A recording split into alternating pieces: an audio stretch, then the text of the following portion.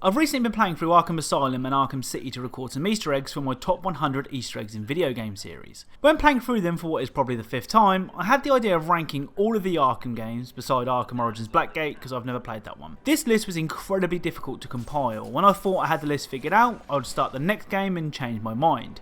Just to be clear, the worst game in the Batman Arkham series is still an amazing game. Oh, and I'll do my very best to keep spoilers to an absolute minimum. Now with that being said, let's get started.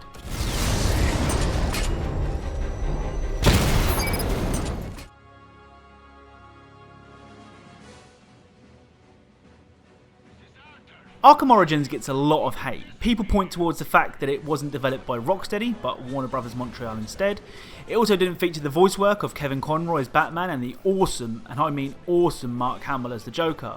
But having played through the game again for this video, it is still the amazing Arkham experience that we all know and love. It may not be as refined as the Rocksteady titles, but I for one prefer the plot in this game compared to the plot in Arkham Knight. The story sees you take on a younger, more reckless Batman. The game takes place before the events of Arkham Asylum and Arkham City and features a who's who of Batman villains.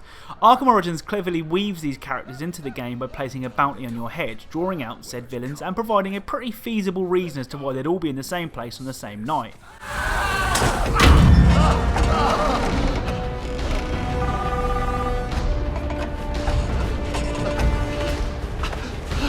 Please, stop! Stop! I'll talk. I'll tell you anything you want to know, please! Too late. I already have what I need. No!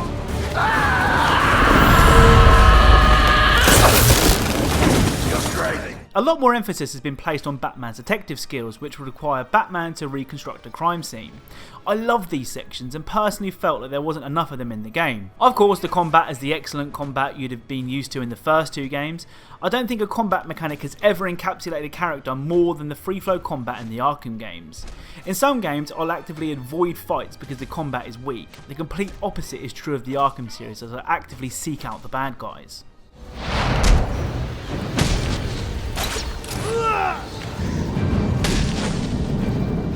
Without going into spoiler territory too much, the story started strongly, with the Black Mask appearing to be the game's villain, but it ended up playing it safe and relying on a character we'd already fought in the first two Arkham games. For those that have played the game, know who I'm talking about. Another criticism I have, but one that could be levelled at all the Arkham games, besides Arkham Asylum, is that the city just felt lifeless. This has been an issue since Arkham City, but that was believable as it was basically a prison city, but it became more annoying later on in Arkham Knight. With you? Are you crazy? We were answering the service call. That's Screw this. I quit.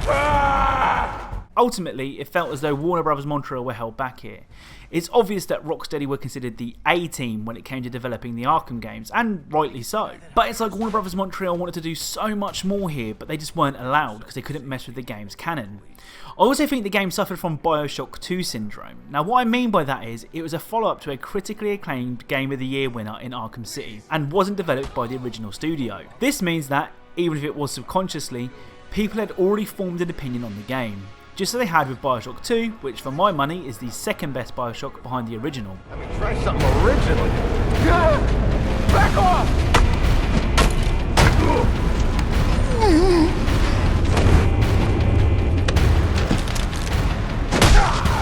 Interestingly though, the servers are supposedly turned off for multiplayer. They were supposedly turned off back in 2016.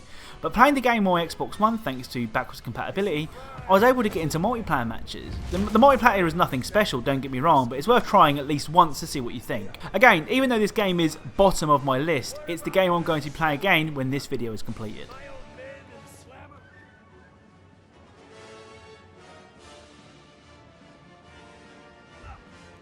Arkham Knight was the first and so far only Batman game to appear on the PS4 and Xbox One wave of consoles, and it definitely looked it. The game looks amazing. Gliding through the city never felt or looked so good. This applied to the game's character models too, which all received an overhaul and looked fantastic. Arkham Knight was also the first time we got to drive the Batmobile, which was a polarising inclusion. Some people loved the Batmobile and felt that it was a final piece of the puzzle when it came to being Batman. Others, myself included, thought the game relied a little bit too much on the Batmobile. For example, a boss battle with one of Batman's biggest foes later on in the game took place entirely in the Batmobile. It's almost like Rocksteady wanted to squeeze the Batmobile into every part of the game possible. Despite this, tearing through Gotham with parts of the city crumbling away as you chase down a target was thrilling.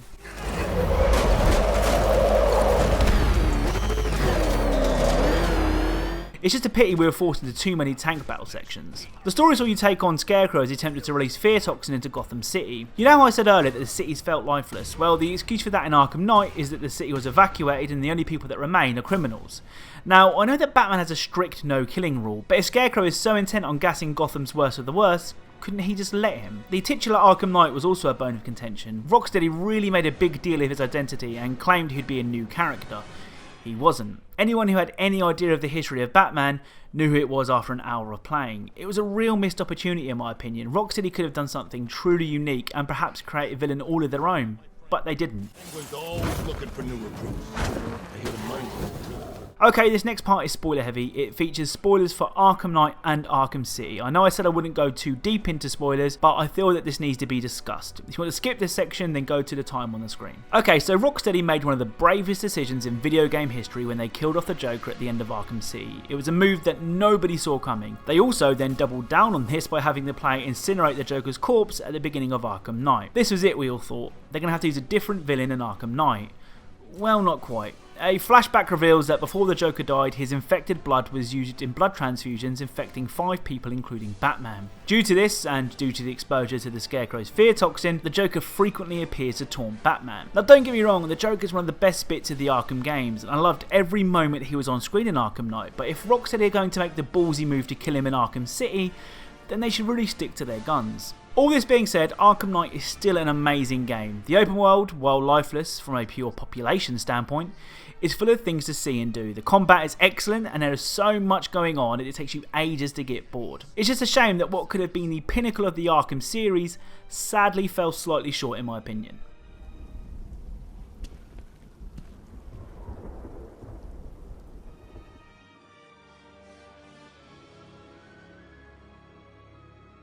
So this was the toughest decision for me. If you'd asked my opinion before playing the games again, I would have placed Asylum on top. But after revisiting each game, Asylum just misses out on top spot. I remember when Arkham Asylum was released all the way back in 2009, I hadn't paid any attention to it and assumed it would be another poorly developed licensed product. How wrong could I be? When I saw all the reviews coming in, sharing the games with 9s and 10s, I couldn't believe it. And after playing the game for the first time, I could see why everyone was going crazy for Arkham Asylum. I was Batman. For the first time, a game made me feel like the Dark Knight. I would walk into a room full of guards armed with baseball bats and knives and leave 2 minutes later with a pile of broken bones in my wake. I would enter an area of 7 armed guards and I knew that sooner or later I would have dealt with everybody in the room, slowly but surely increasing the fear in them as I took each thug out one by one.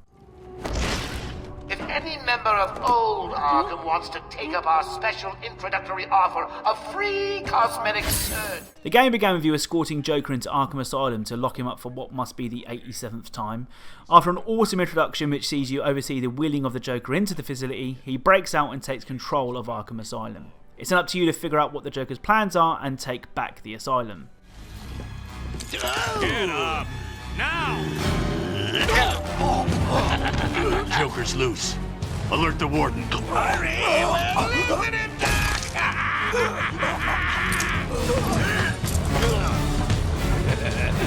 The joke's on you. Ta-da! Honey, I'm home. Come on in. Over the next 10 to 15 hours you would lock horns with the likes of Bane, Victor Zsasz, Killer Croc and probably most memorably, Scarecrow. This scene where Batman is under the influence of the fear toxin seriously made me think that my Xbox was broken.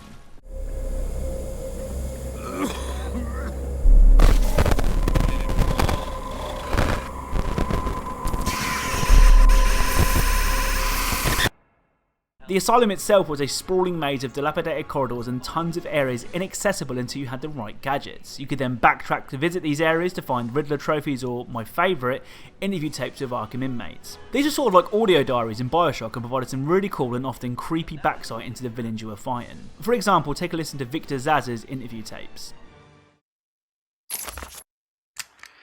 Taped patient evaluation 5. Victor is not responding well to treatment. Victor, yesterday we spoke about the people you killed. Ah, the zombies.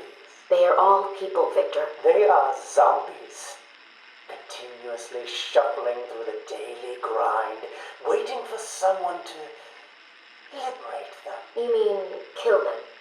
The police report states that you've murdered, or liberated, if you like, 20 young women in the last 3 months. Each had her throat slit and was left posed. They were all lucky to be chosen to receive my gift. I doubt they would agree with you. Really? How about you, Miss Cassidy? As you take the elevator to your apartment each night, open the 6 locks to apartment 433. Remember you forgot to buy your cat food. Again. How do you know as where you sit down on your favorite red chair, cat on lap, just waiting for something to happen. I can make it happen, Sarah. I am your salvation.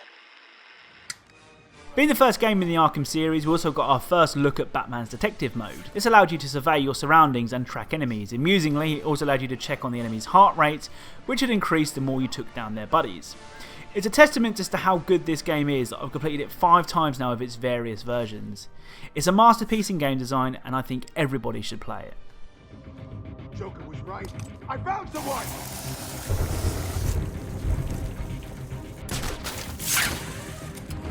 Come on, wake up! Oh.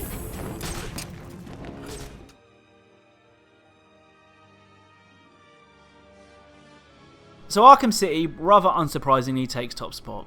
It expands on everything that Arkham Asylum did and then makes it better. The story sees you enter Arkham City, a maximum security walled off section of Gotham, which houses the city's most dangerous criminals. Hugo Strange is the villain this time and aims to initiate Protocol 10. It is up to you as Batman to find out what Protocol 10 is and to stop Strange. The plot is full of twists and turns and a pretty cool curveball ending which I'd hate to ruin, so I'll leave the plot details here. It also had a pretty unique opening with you taking control of Bruce Wayne as he's chucked into Arkham City. As I said, City refined everything that Arkham Asylum did, with more gadgets, more varied locations, more villains and more side quests. I can't quite put my finger on why Arkham City is so good. It may be down to the fact that this was the first game that let you glide around a city as Batman. The boss battles were incredible, particularly the Mr. Freeze boss battle where he would adapt to your tactics. If you attacked him in the same way twice, he'd be expecting it and be ready for you next time. It made you make full use of Batman's arsenal in order to take him down. After completing the main storyline, you also had the chance to take control of Catwoman, who came with her own unique moveset and missions. Playing the combat challenges as the super agile Catwoman is so much fun. Listen, I'm not a game reviewer, that much is clear, but if you only ever listen to one thing I say about video games, let it be this. Play Arkham City. You won't regret it.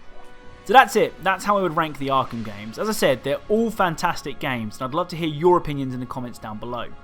If you enjoyed this video, then a like is really appreciated. If you're a fan of Easter eggs, details and secrets in games, then perhaps consider subscribing, as that's what this channel is all about. I'd also like to take this time to thank my awesome Patreon backers, Daniel Graham, Kevin Hummett, Joshua Doolin and Tobias Gustafsson for all of their support.